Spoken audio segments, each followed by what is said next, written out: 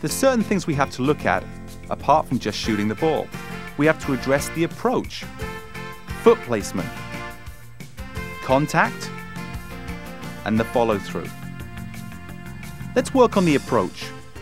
You want to get your hips facing the goal. If you swing around the ball, it's hard to make a good contact with the ball.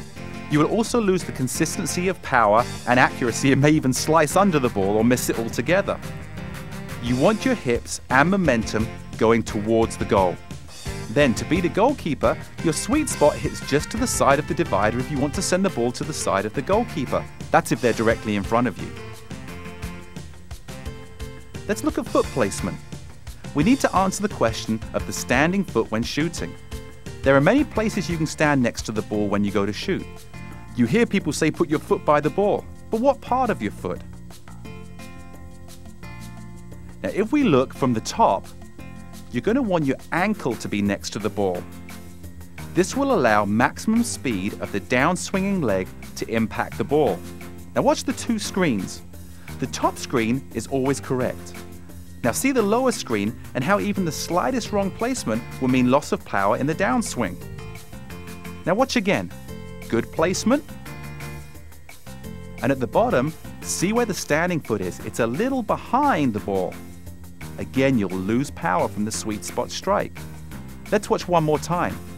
Good placement. Good power. This time the foot is way behind the ball and you'll end up kicking the ball with the flat side of your toes. Not a good place to be kicking. Get it? Now, watch the whole setup. Brett places his ankle level with the ball. His shooting leg has a good back lift.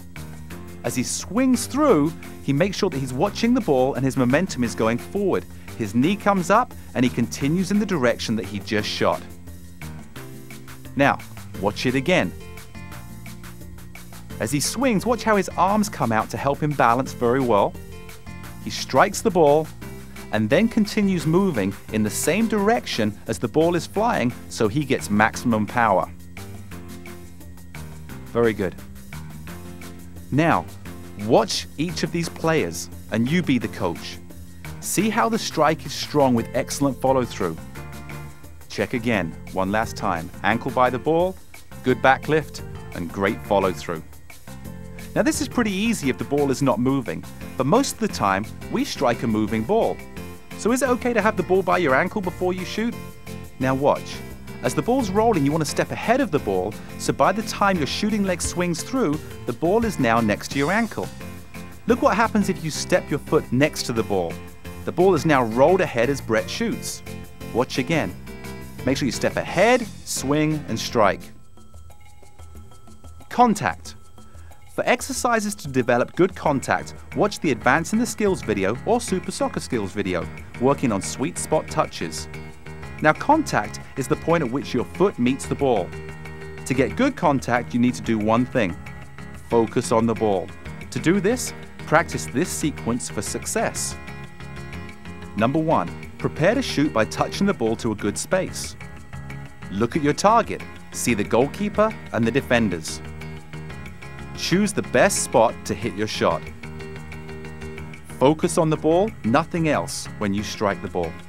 Keep your head down, watching your foot contact the ball until after the ball has gone. Then look up and celebrate like crazy. Let's do it again. Prepare to shoot. Look at your target.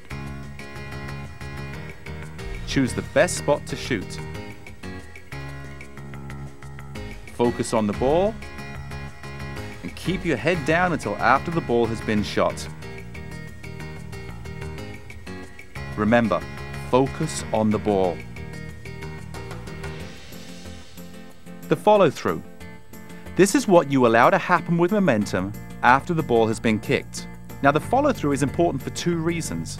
1, you will get more power in your shot because your full body weight is powering through the ball. And number 2, you are on your way to the goal for a rebound if the keeper pushes the ball away or if the ball hits a post. Try striking the ball as you have seen, but this time, after you shoot, sprint to the goal as fast as you can. Don't land, stop, and then sprint as you stop your momentum. Instead, strike, land, and just keep going without slowing down.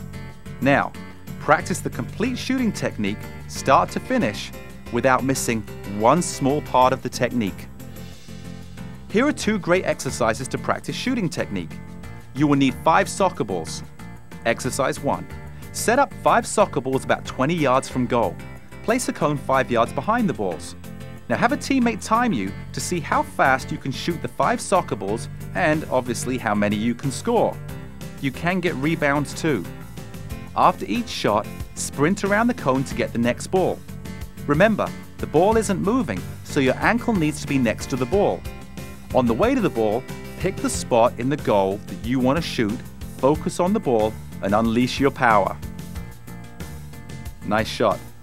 Then switch with your teammate and see who wins. Bad technique, and you lose a goal though. Exercise 2. Place 5 balls 25 yards from the goal. Place a cone 5 yards closer to the goal. This time you're going to dribble the ball level with the cone, shoot, and get back for the next ball. Have your teammate time you again. Remember, the ball is now moving, so your ankle wants to be ahead of the ball.